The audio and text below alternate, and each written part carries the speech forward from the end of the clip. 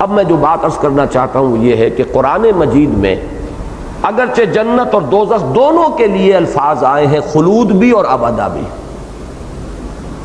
لیکن دو مقامات ایسے ہیں کہ جہاں سائملٹینیس کنٹراسٹ کا معاملہ آیا ہے کہ جنت کے ساتھ خلود کے اوپر اضافی ابدا کا لفظ ہے اور جہنم کے ساتھ صرف خلود پر بات رک گئی ہے۔ یہ دو مقامات ہیں، ایک یہ ہے جو آج ہم نے پڑھا خالدین فیہا ابدا، لیکن جہنم کے بارے میں خالدین فیہا فل سٹاپ، اور دوسرے یہ سورہ بینہ ہے ان الذین کفروا من اہل الکتاب والمشرکین فی نار جہنم خالدین فیہا اولئک هم شر البریہ ان الذین آمنوا وعملوا الصالحات اولئک هم خیر البریہ جزاؤہم عند ربہم جنات عدن تجری من تحت الانہار خالدین فیہا ابدا رضی اللہ عنہم ورضوا عنہ ذالک لمن خشی ربہ۔ ان دو مقامات کی وجہ سے اب نوٹ کر لیجئے، متکلمین جمہور اور اہل سنت کے جو مستند عقائد ہیں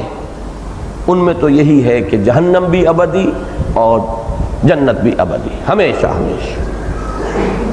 اس لیے کہ ثبوت ان کے پاس بھی ہے کہ قرآن مجید میں مختلف مقامات پہ سکیٹرڈ آپ کو مل جائے گا کہ جہنم کے لیے بھی ابدا ہے۔ لیکن یہ کہ چونکہ یہ سائملٹینیس کنٹراسٹ جو ہے اس صورت کا اور دوسرا سورہ بینہ کا وہ بہت نمایاں ہے، اس کی بنا پر یہ ایک صرف علم کی حد تک بات رکھیے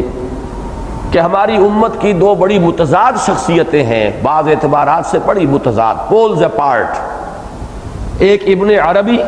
اور ایک ابن تیمیہ رحمہم اللہ۔ اور ابن تیمیہ جو ہے وہ اہل حدیث کے خاص طور پر امام مطلق ہیں، علم میں مرجع ان کا جو ہے وہ امام ابن تیمیہ ہے رحمہ اللہ، اور اہل تصوف کے ہاں شیخ اکبر کہلاتے ہیں ابن عربی۔ اور امام ابن تیمیہ رحمہ اللہ نے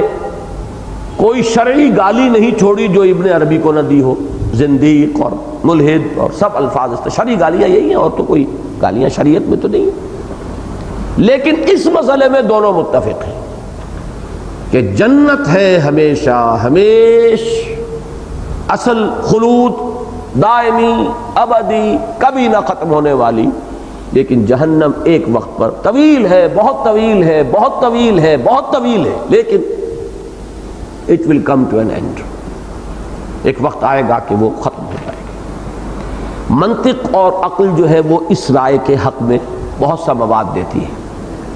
اس لیے کہ اللہ تعالیٰ کی رحمت تو لامتناہی ہے، لیکن اللہ کی سزا جو ہے قرآن مجید میں کہا گیا ایک نیکی کرو گے 10 کا حساب 700 کا بڑھتا چلا جائے گا، لیکن بدی کرو گے لا یجزا الا مثلھا، وہ تو اتنی ہی سزا ملے گی، حساب کتاب سے ملے گی۔ فضل خداوندی کی تو کوئی حد نہیں ہے، جتنا چاہے دے، لیکن یہ کہ عقوبت اور سزا وہ تو بہرحال کسی حساب کتاب سے ہونی چاہیے۔ اور جب گناہ سرزد ہوئے ہیں ایک محدود عالم میں، اس کے جتنے بھی اثرات ماں بعد ہوئے وہ بھی محدود ہیں نا، آخری انسان تک چلیے، میری خطا کا کوئی جو اثر آخری انسان تک پہنچ جائے، لیکن وہاں جا کر کہیں تو حد ہوگی، لہذا خلود ابدا طوالت ظاہر کرنے کے لیے کتنا ہی اس کو آپ بیان کریں، لیکن عقل اور منطق یہ چاہتی ہے کہ وہ ختم ہو،